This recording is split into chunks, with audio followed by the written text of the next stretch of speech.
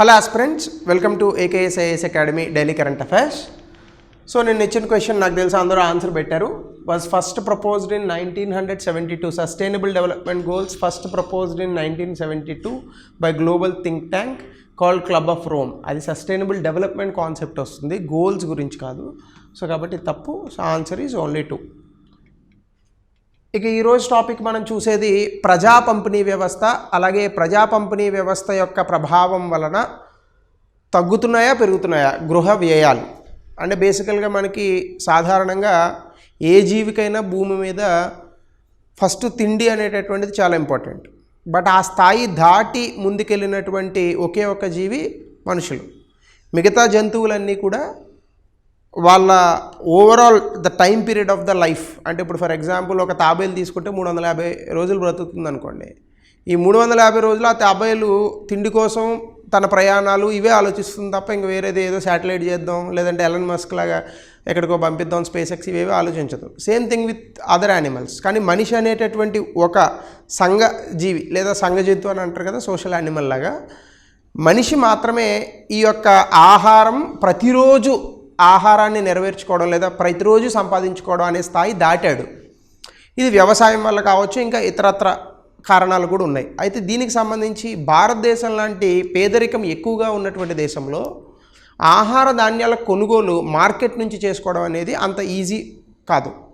So కాబట్టి భారతదేశం ఈ యొక్క ఫుడ్ సెక్యూరిటీ అంటే ఆహార భద్రత అనేటటువంటి దాన్ని తీసుకురావడానికి ప్రజా పంపిణీ వ్యవస్థను తీసుకొచ్చింది. అయితే భారతదేశంలో ప్రజా పంపిణీ వ్యవస్థ భారత ప్రభుత్వం తీసుకురాల. బ్రిటిష్ ప్రభుత్వం ఉన్నప్పుడే 1940లో రెండవ ప్రపంచ యుద్ధ కాలంలో మన దేశంలో ఉన్నటువంటి ఈ ఫుడ్ గ్రెయిన్స్ అంటే ఆహార ధాన్యాలన్నీ యూకే ఇంకా ఇతర దేశాలు వాళ్ళు యుద్ధం చేస్తున్నప్పుడు తరలించడం వల్ల మన దేశంలో చాలా విపరీతమైన క్షామం ఏర్పడింది, కరువు కాటకాలు వచ్చాయి. దాని కారణంగా ముఖ్యంగా నగరాలలో ఈ ఆహార ధాన్యాల కొరత వచ్చినప్పుడు రేషన్ సిస్టమ్ అనేటటువంటి దాన్ని ప్రవేశపెట్టారు బ్రిటిష్ వాళ్ళు. తదనంతర కాలంలో 1960లో భారతదేశ జనాభా చాలా విపరీతంగా పెరుగుతున్నటువంటి నేపథ్యంలో ఈ యొక్క ఫుడ్ గ్రెయిన్స్ అంటే ఆహార ధాన్యాల యొక్క ధరలు కూడా పెరిగాయి. ఆహార ధాన్యాల ధరలు ఎప్పుడైతే పెరిగాయో ఈ యొక్క పేదవాళ్ళు మధ్యతరగతి వాళ్ళు కొనుక్కోవడం అనేది చాలా ఇబ్బంది అవుతుంది. సో దీనికోసం ప్రభుత్వమే ప్రజా పంపిణీ వ్యవస్థను ప్రవేశపెట్టి రేషన్ కార్డు సిస్టమ్ల ద్వారా రేషన్ షాపుల ద్వారా ఈ ప్రజా పంపిణీ వ్యవస్థలో భాగంగా ఈ యొక్క ఫుడ్ గ్రెయిన్స్ని సబ్సిడీ రేటుకే అంటే తక్కువ రేటుకే ప్రజలకు అందించడం మొదలుపెట్టింది. తర్వాత కాలంలో హరిత విప్లవం సక్సెస్ అవ్వడం, అదే కోణంలోనే అంటే అదే నేపథ్యంలో జనాభా విపరీతమైనటువంటి పెరుగుదల జరగడము, ఇందులో భాగంగా ప్రైవేటీకరణ కనుక చేస్తే ఈ యొక్క ఆహార ధాన్యాల యొక్క ధరలు ఆకాశాన్ని అంటుతాయి. కాబట్టి ప్రభుత్వమే ఈ ప్రజా పంపిణీ వ్యవస్థను కొనసాగిస్తూ వచ్చింది. 1992లో ఇందులో సంస్కరణలు తీసుకొచ్చారు. 1997లో దీన్ని టీపీడీఎస్ ఆర్పీడీఎస్గా మార్చారు. 2013లో జాతీయ ఆహార భద్రతా చట్టం అనేటటువంటి పేరుతో దేశంలో ఉన్నటువంటి దాదాపుగా 67% జనాభాకి సబ్సిడీ ఫుడ్ గ్రెయిన్స్ అందించడం అనేటటువంటి జరుగుతుంది. అయితే ఇలా అందిస్తున్నటువంటి ఈ యొక్క ఆహార ధాన్యాలు రాయితీతో కూడినటువంటి ఆహార ధాన్యాలు ఈ సబ్సిడీ పొందుతున్నటువంటి గృహాలపైన వ్యయాన్ని ఎంతవరకు ప్రభావం చూపుతున్నాయి అనేటటువంటి దానిపైన ఎన్ఎస్ఎస్ఓ వాళ్ళు ఒక రిపోర్ట్, ఎన్ఎస్ఎస్ఓలో ఉన్నటువంటి డేటా వీటితో ఒక రిపోర్ట్ సెపరేట్గా వచ్చింది. దీనికి సంబంధించి అసలు పబ్లిక్ డిస్ట్రిబ్యూషన్ సిస్టమ్ అంటే ఏంటి, నేషనల్ ఫుడ్ సెక్యూరిటీ యాక్ట్లో ఏముంది, దీని యొక్క లక్ష్యాలు ఏంటి, ప్రొవిజన్స్ ఏంటి, ఎన్ఎస్ఎస్ఓ రిపోర్ట్ ఏం చెప్తోంది, అయితే దేశంలో ఆహార భద్రతకు గాను ప్రభుత్వం తీసుకున్నటువంటి చర్యలు ఏంటి ఇప్పటివరకు, ఈ విషయాలను డెఫినెట్గా ప్రిలిమ్స్ లాంటి ఎగ్జామినేషన్స్లో అడుగుతాడు, ఆబ్జెక్టివ్ మోడ్లో మెయిన్స్లో కూడా అడిగేటటువంటి అవకాశం ఉంది. సో ఇందులో కనుక చూస్తే 75% ఆఫ్ రూరల్ పాపులేషన్ అంటే 75% గ్రామీణ జనాభా, 50% పట్టణ జనాభా నేషనల్ ఫుడ్ సెక్యూరిటీ యాక్ట్ అంటే జాతీయ ఆహార భద్రత చట్టం కింద రాయితీతో కూడినటువంటి ఆహార ధాన్యాలు తీసుకోవడానికి అర్హులు. ఇందులో భాగంగా పబ్లిక్ డిస్ట్రిబ్యూషన్ సిస్టంలో మనం చూస్తే ఈ ఫుడ్ సెక్యూరిటీ అనేటటువంటి ఆహార భద్రత ministry of consumer affairs food and public distribution మంత్రిత్వ శాఖ కిందకు వస్తుంది. అయితే నేను ఆల్రెడీ చెప్పాను, దేశంలో ఈ ఆహార ధాన్యాల కొరత ఏర్పడినటువంటి కారణంగా మనం ఈ యొక్క ప్రజా పంపిణీ వ్యవస్థ అనేటటువంటి దాన్ని తీసుకొచ్చాం. ప్రజా పంపిణీ వ్యవస్థ యొక్క అమలులో కేంద్ర రాష్ట్ర ప్రభుత్వాలు ఇద్దరూ కూడా పాల్గొంటారు. కేంద్ర ప్రభుత్వం ఏమో ఆహార ధాన్యాన్ని ఫుడ్ కార్పొరేషన్ ఆఫ్ ఇండియా ద్వారా రైతుల దగ్గర నుంచి సేకరించి రాష్ట్ర ప్రభుత్వాలకు అందిస్తుంది. రాష్ట్ర ప్రభుత్వాలు వాళ్ళ జిల్లాలలో అలాగే ఇంకా కింద ఉన్నటువంటి రేషన్ షాపులు ఏవైతే ఉంటాయో వాళ్ళకి సరఫరా అనేటటువంటిది రాష్ట్ర ప్రభుత్వం యొక్క బాధ్యత. దీనికి సంబంధించి మనం నేషనల్ ఫుడ్ సెక్యూరిటీ యాక్ట్ని 2013లో తీసుకొచ్చాం. ప్రతి వ్యక్తి కూడా ఆహారం పొందడం అనేటటువంటి దాన్ని మనం ఏం చేసామంటే ఒక హక్కుగా మార్చాం ఈ చట్టంతో. అంటే ఆహారం తినడం అనేటటువంటిది చట్టబద్ధమైన హక్కు. సో ఇందులోనే భాగంగా మనం ఏం చేసామంటే దాదాపుగా భారతదేశంలో 67% జనాభాకు రాయితీతో కూడినటువంటి ఆహార ధాన్యాలు సరఫరా చేస్తున్నాం. ఇందులోనే భాగంగా మనకి మధ్యాహ్న భోజన పథకం పేరిట స్కూల్ పిల్లలకి భోజనం పెడుతున్నాము.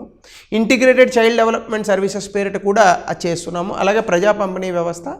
దీంతో పాటుగా జన్మనిచ్చినటువంటి తల్లులు ఎవరైతే ఉంటారో వాళ్ళకు కూడా పౌష్టికాహారాన్ని చేసేందుకు ఇందులో కూడా ఒక ప్రొవిజన్ ఉంది. అంటే జాతీయ ఆహార భద్రత చట్టం అనేటటువంటిది కేవలం రేషన్ వ్యవస్థే కాదు, ఇంకొక 3 ఉన్నాయి. Mid day meal scheme, ICDS, అలాగే మెటర్నిటీ ఎంటైటిల్మెంట్స్. అంటే తల్లులు ఎవరైతే పాలిచ్చేటటువంటి తల్లులు ఉంటారో వాళ్ళకు కూడా పోషణ బాధ్యత అనేటటువంటిది ఇందులో భాగంగా వస్తుంది. దీని తాలూకు ఆబ్జెక్టివ్స్ ఏంటంటే బేసికల్గా దేశంలో ఉన్నటువంటి వ్యక్తులందరికీ, పౌరులందరికీ కూడా కేవలం ఆహారాన్ని ఇవ్వడమే కాదు, పౌష్టికాహారాన్ని ఇవ్వాలి. ఆహారం వేరు, పౌష్టికాహారం వేరు. ఉదాహరణకి ప్రతిరోజు మజ్జిగన్నం తిన్నారనుకోండి, కడుపు నిండుతుంది, కానీ పౌష్టికాహారం వస్తుందా? రాదు. మజ్జిగన్నంలో ఏముంటుంది? మహా అయితే కార్బోహైడ్రేట్స్ ఉంటుంది, లేదంటే కొంత లాక్టోబాసిల్లస్ వెళ్తుంది లోపలికి. మరి ప్రోటీన్ ఎవడు తింటాడు, ఫైబర్ ఎవడు తింటాడు, ఒంటికి కావాల్సిన మల్టీవిటమిన్స్ ఎక్కడి నుంచి వస్తాయి? కాబట్టి అన్ని రకాలుగాను ఈ యొక్క ఫుడ్తో పాటు, అంటే ఆహారంతో పాటు పోషణ కూడా అందించాలి. దాంతోపాటుగా నాణ్యతతో కూడినటువంటి ఆహారాన్ని సరిపడినంత మోతాదులో కనుక మనం ఇవ్వగలిగితే, ఎందుకంటే 3 పూట్ల అన్నం తినాలి. అన్నము అంటే నువ్వు నాకు నచ్చే సినిమాలో చెప్పినట్టు పప్పో లేదనంటే ఇంకొకటో వాట్ ఎవర్ ఇట్ ఈస్, వాళ్ళ స్థాయిలను బట్టి. బట్ 3 పూటల నాణ్యతతో కూడినటువంటి తిండి దొరికినప్పుడే ఆ యొక్క సమాజం అనేటటువంటిది ముందుకెళ్తుంది. మీరు సింపుల్గా ఆలోచించాలి. మనం పేదరికంలో ఉన్న వాళ్ళు ఎప్పుడూ పేదరికంలో ఎందుకుంటారు, సంపన్నులు ఎప్పుడూ సంపన్నులు అవుతారు. ఇది బాగా మనకు తెలిసిందే కదా, సినిమాల్లో వాడుతూ ఉంటాం. Rich is getting richer and poor is getting poorer. ఎందుకు అంటే పేదరికంలో ఉన్న వ్యక్తి ప్రతిరోజు ఆహారం కోసం వెంపర్లనే పదం తప్పు, ఆహారం కోసం ప్రయత్నిస్తూనే ఉంటాడు. వెంపర్లాడడం అంటే ఉన్నది ఉంచుకొని ఇంకా ఎక్కువ కొలడం, సో అది తప్పు పదం. పేదరికంలో ఉన్నటువంటి వ్యక్తి ఆహారం కోసం తపన పడుతూనే ఉంటాడు, ప్రయత్నిస్తూనే ఉంటాడు. పాపం అతనికి ఎలా ఉంటుందంటే ఈరోజు ఆహారం దొరుకుతుంది, రేపు దొరుకుతుందా లేదా అనేది క్వశ్చన్ మళ్ళా. సో కాబట్టి ఏమవుతుంది, నా కడుపు నింపుకోవడం అన్న కాన్సెప్ట్ తప్ప, అంటే నేను ఒక పేదవాడిని అనుకోండి ఏంటి, సో ఒక కాన్సెప్ట్లో ఈరోజు నాకు ఫుడ్ దొరికింది, రేపు దొరుకుతుందా లేదా అనే క్వశ్చన్ ఎప్పుడైతే ఉంటుందో మనకేం జరుగుతుందంటే బ్రెయిన్ ఏం పనిచేయదు.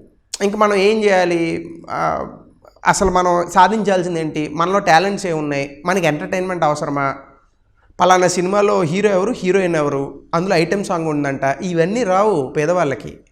వాళ్ళకి ఒక్కటే ఉంటుంది, ఈరోజు ఆహారం దొరికింది, రేపు దొరుకుతుందా, నా బిడ్డకి లేదా నా భార్యకి నేను భోజనం పెట్టగలను, ఇవే తిరుగుతాయి. అదే రిచ్ మ్యాన్కి అనుకోండి, అంటే సంపన్నుడికి అనుకోండి, ఇవేవో ఆలోచించడం. ప్లేట్లోకి వస్తుంది, అఫ్కోర్స్ షుగర్లు ఇవి కూడా ఉంటాయి అనుకోవడం వేరే విషయం. బట్ వీళ్ళు ఏం ఆలోచిస్తారు, ఆల్రెడీ ఆహారం ఈ స్టేజ్ దాటేశారు కాబట్టి సంపద మీద వాళ్ళు ఆలోచన చేస్తారు. అందుకే డబ్బులు ఉన్నవాడు ఎప్పుడు డబ్బులు ఉన్నవాడు అవుతాడు, పేదవాడు ఎప్పుడు పేదవాడు అవుతాడు. సో దీన్ని మార్చాలి. అందుకే నేషనల్ ఫుడ్ సెక్యూరిటీ యాక్ట్ అనేటటువంటిది వచ్చింది. అది దాని తాలూకా main advantage, main intention.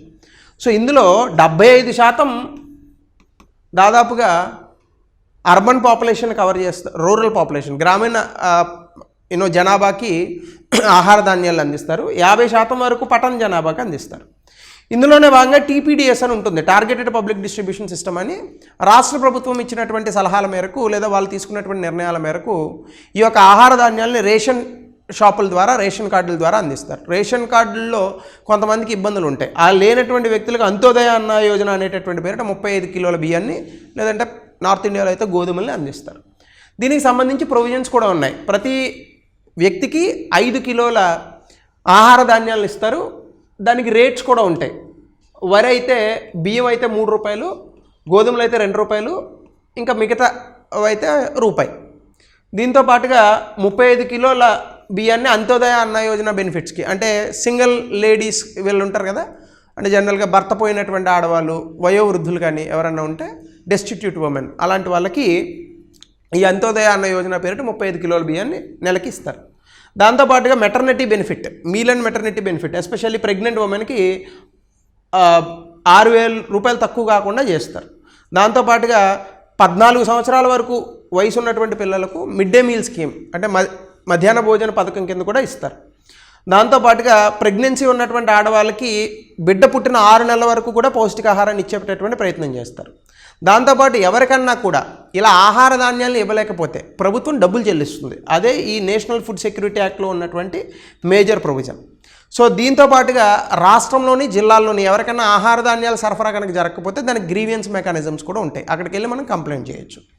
So ఈ రకంగా ఉన్నటువంటి దానికి ఇప్పుడు హౌస్ హోల్డ్ కన్జంప్షన్ ఎక్స్పెండిచర్ సర్వేను ఒకటి చేశారు. ఈ సర్వే ఏం చెప్తుందంటే హౌస్ హోల్డ్స్ అంటే గృహాలు, కుటుంబాలు, food grains, non food items అంటే ఆహార ధాన్యాలు, ఆహారేతర వస్తువులు ప్రభుత్వం నుంచి రూపాయి కూడా ఖర్చు పెట్టకుండా ఎన్ని పొందారు అనే దాని మీద సర్వే చేశారు.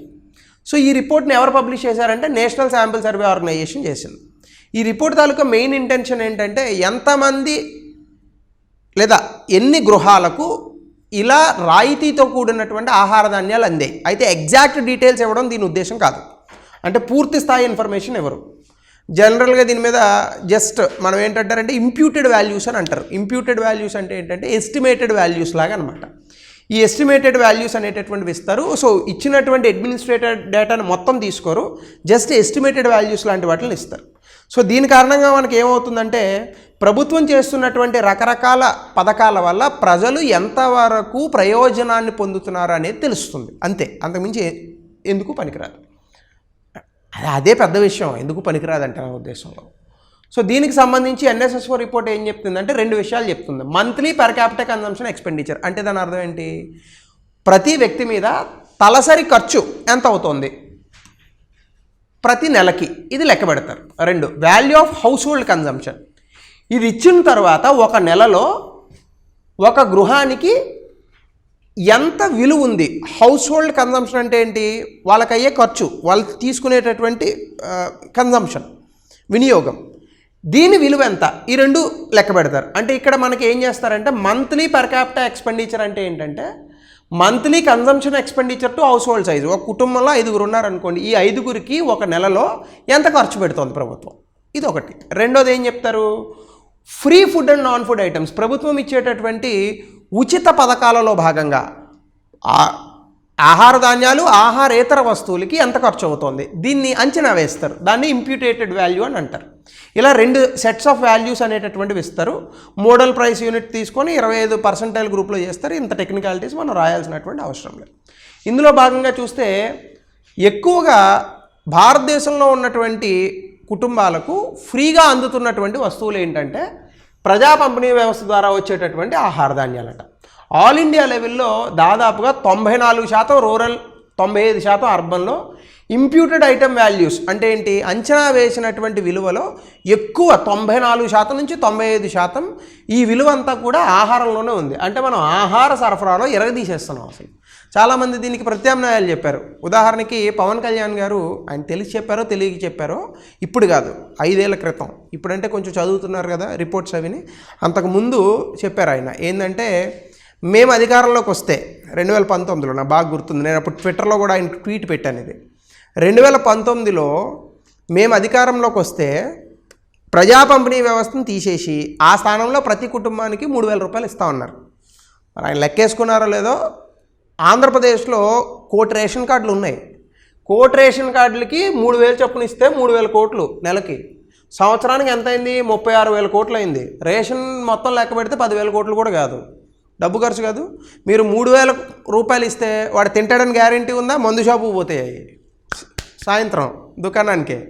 సో కాబట్టి పేద ప్రజలకు ఎప్పుడూ కూడా డబ్బు చేతిలో పెట్టకూడదు, ఎందుకంటే వాళ్ళకి ఇంకా అవగాహన రాహిత్యం ఉంటుంది. అలాగే ఇళ్లల్లో ఉన్నటువంటి ఆడవాళ్ళకి ఇప్పుడు మనం చదువుకుంటాం కదా, ఏదైతే శాతవాహనుల కాలంలో లేదని అనుకుంటే వేదిక్ కల్చర్ రాకముందు ఆడవాళ్ళకి సమాన స్థాయిలు ఇచ్చారు. అంత సీన్ లేదు ఇంకా ఇండియాలో. లాక్కొని పట్టుకెళ్ళడాలే ఉన్నాయి. సో కాబట్టి అటువంటి సిచ్యువేషన్స్లో డబ్బులు ఇవ్వడం కరెక్ట్ కాదు అన్ని సందర్భాల్లోని కూడా. సో కాబట్టి ఇలా మనం చెప్పచ్చు. అలాగే ఇంప్యూటెడ్ వాల్యూస్ రూరల్ ఏరియాస్లో అంచనా వేసినటువంటి దాంట్లో 82 రూపాయలు మనం రూరల్ ఏరియాస్లో ఉన్న కుటుంబాలకి ఇస్తున్నామంటే 59 రూపాయలు అర్బన్ ఏరియాస్లో ఇస్తున్నామట. రిపోర్ట్ ఇంక్లూడ్స్ ఇంకోటి ఏంటంటే ఫ్రాక్టైల్ క్లాస్ అని ఒకటి పెట్టారు. ఫ్రాక్టైల్ క్లాస్ అంటే ఏంటంటే 5 నుంచి 10% మధ్యలో ఉన్న ప్రజలు, 10 నుంచి 15% మధ్యలో ఉన్న ప్రజలు, 15 నుంచి 20% మధ్యలో ఉన్న ప్రజలు, ఇలాంటి గ్రూపుల్ని ఫ్రాక్టైల్ క్లాస్ అని అంటారు. సో దీనికి సంబంధించి average monthly per capita consumption expenditure అంటే గ్రామీణ ప్రాంతాల్లో ఒక నెలకు అయ్యేటటువంటి ఖర్చు ఎంత ఉంది, బోటం బాగా కింద ఉన్న వాళ్ళకి 1373 రూపాయలు అవుతుంది. అదే అర్బన్ ఏరియాస్లో అయితే 2000 రూపాయలు ఖర్చు అవుతుంది. 5% ఆఫ్ ఇండియన్స్ ఈ కట్ ఆఫ్ కన్నా తక్కువ ఉన్నారంట. 20% అట్టడుగునున్నటువంటి 20% మంది 5% ఇన్ రూరల్ ఏరియాస్. అంటే ఈ 5%లో 20% ఎవరైతే ఉన్నారో నెక్స్ట్ ఫ్రాక్టైల్ క్లాస్లో ఉన్నారు. ఇంత డీటెయిల్గా చదవాలంటే మీరు రిపోర్ట్ మొత్తం చదవాలి. కాబట్టి ఈ పాయింట్ వరకు బాగా చదువుకోండి. ఇంత టెక్నికాలిటీస్ మనకు అవసరం లేదు. అలాగే ఇంకా చాలా ఇచ్చాడు వాడు. ఎట్లా ఇచ్చాడంటే దేశంలో ఉన్న 5 నుంచి 10%, 10 నుంచి 15%, 15, 20, 20, 25, 25, 30 ఇలా ఇచ్చాడు. సో సిమిలర్ ప్యాటర్న్స్ నెక్స్ట్ ఫ్రాక్టైల్ క్లాస్లో కూడా ఉన్నాయని చెప్పాడు రిపోర్ట్లో. అంత రిపోర్ట్ మనం లోపలికి పోయి చదవాల్సినటువంటి అవసరం లేదు. ఎందుకంటే ఈ పాయింట్లు రాస్తేనే గగనం ఎగ్జామ్లో. ఇవే ఎవరికి గుర్తుండవు. పబ్లిక్ డిస్ట్రిబ్యూషన్ సిస్టమ్ అనగానే రేషన్ కార్డ్స్, బియ్యం ఇచ్చాం, కింద మ్యాగ్నెట్ పెట్టాం, ఇవే వస్తాయి ఆన్సర్లు తప్ప ఇంత ఫ్యాక్ట్స్ రాయలేం. సో కాబట్టి ఇందులో 5-6 పాయింట్లో 4-5 పాయింట్లో రాయండి చాలు. Very well done. సో దీనికి సంబంధించి భారతదేశంలో ఫుడ్ సెక్యూరిటీ, ఆహార భద్రతకు ప్రభుత్వం చాలా నిర్ణయాలు తీసుకుంటుంది. పరంపరాగత కృషి వికాస్ యోజన, ఆర్గానిక్ ఫార్మింగ్, సేంద్రియ వ్యవసాయ పద్ధతుల్ని అవలంబిస్తున్నారు. అయితే వెంటనే సేంద్రియ వ్యవసాయానికి మారకూడదు. సేంద్రియ వ్యవసాయంలో దిగుబడి తక్కువ వస్తుంది. అంత దిగుబడి తక్కువ వచ్చింది అనుకోండి, 144 కోట్ల మందికి ఎవడెడతాడు భోజనం? అక్షయ పాత్ర కానీ తీసుకురావాలా వెళ్ళి మళ్ళా. సో కాబట్టి అన్నీ అలా వెంటనే మారిపోకూడదు. నేను యూట్యూబ్లో అప్పుడప్పుడు కమెంట్లు చదివే రోగం ఉంది అందరిలాగానే. ఎక్కడన్నా ఈ అడవులను పెంచినటువంటి వ్యక్తులు వీళ్ళు కనిపిస్తే కింద వెంటనే కమెంట్, ఇలా సేంద్రీయ వ్యవసాయాన్ని దేశం అంతటా మార్చొచ్చు కదా నీ బొంద, అలా మారిస్తే మొత్తం దేశం సర్వనాశనం అవుతుంది శ్రీలంకలాగా. వెంటనే సేంద్రీయ వ్యవసాయ పద్ధతులకు మారకూడదు. సేంద్రీయ వ్యవసాయంలో 50 బస్తాలు వచ్చే చోట 15 బస్తాలే వస్తుంది. మరి మిగతా 35 బస్తాలు ఎవడిస్తాడు? సో కాబట్టి సేంద్రీయ వ్యవసాయ పద్ధతులు అంత అనుయోగ్యం కాదు వెంటనే భారతదేశానికి. దానికి చాలా టైం ఉంది. ప్రధానమంత్రి కృషి సించాయ్ యోజన అంటే వాటర్కి సంబంధించింది. అలాగే సాయిల్ హెల్త్ మేనేజ్మెంట్, ప్రధానమంత్రి గరీబ్ కళ్యాణ్ యోజన, ప్రధానమంత్రి పోషణ్ శక్తి నిర్మాణ్, పోషణ్ స్కీమ్ అని అంటారు. అలాగే రేషన్ కార్డులు, ఐసిడిఎస్, డిజిటైజేషన్, రైస్ ఫోర్టిఫికేషన్ అంటే ఏంటంటే పౌష్టికాహారాన్ని పెంచడానికి ఈ యొక్క బియ్యం గింజ చుట్టూ డి విటమిన్, ఐరన్ వచ్చేలాగా ఒక లేయర్ వేస్తారనమాట. దాన్ని ఫుడ్ ఫోర్టిఫికేషన్ అని అంటారు. ఇలాంటివన్నీ కూడా చేస్తున్నారు. సో వీటి కారణంగా మన దేశంలో ఆహార భద్రత పెరిగే అవకాశం ఎక్కువగా ఉంది. దీనికి సంబంధించి 2018లో క్వశ్చన్ ఇచ్చాడు. మీరు స్క్రీన్ షాట్ తీసుకొని ఆన్సర్ని దయచేసి కమెంట్ సెక్షన్లో పెట్టండి. అలాగే how the emphasis of certain crops brought about changes in cropping patterns in recent past అంటే మారుతున్నటువంటి పంటల పోకడలు విధానం ఉంటుంది కదా, దానికి సంబంధించి అడిగాడు. తెలుగులో పెట్టలేదు మా వాళ్ళు. దాంతోపాటుగా తృణధాన్యాల ఉత్పత్తి వినియోగం గురించి 2018లో అడిగాడు question. Still it is a relevant question. 200 పదాల్లో రాయండి. సో ఇది పీడిఎస్ గురించి చాలా పెద్ద class. Hope I have given you enough information. So thank you. Have a nice day.